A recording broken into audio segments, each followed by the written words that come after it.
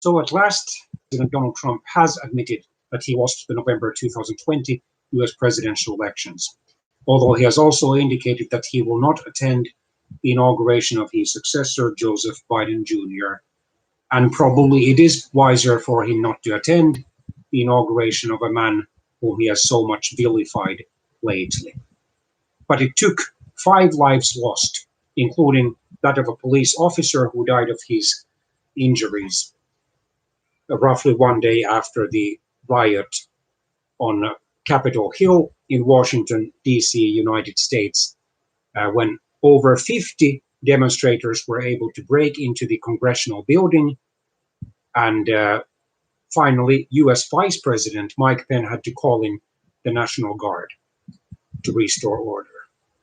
Let's read a bit more.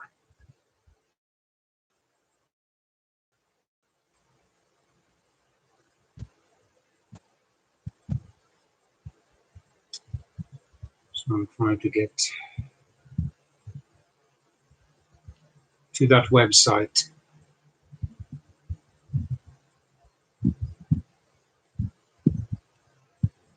At last, Trump had no choice because the United States Congress, despite those demonstrations, or perhaps even partly because of them, certified Joe Biden's victory.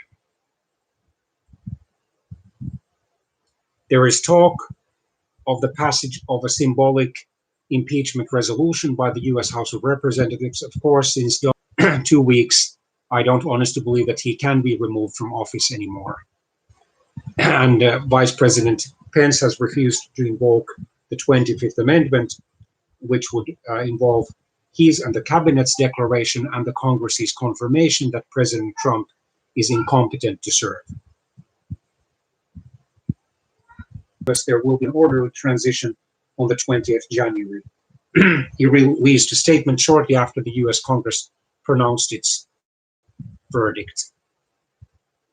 The joint session, which resumed its meeting late on Wednesday night after it was disrupted by thousands of over 40 Republicans in the US Senate, defied the president's will and voted with the Democrats to certify Joe Biden's victory.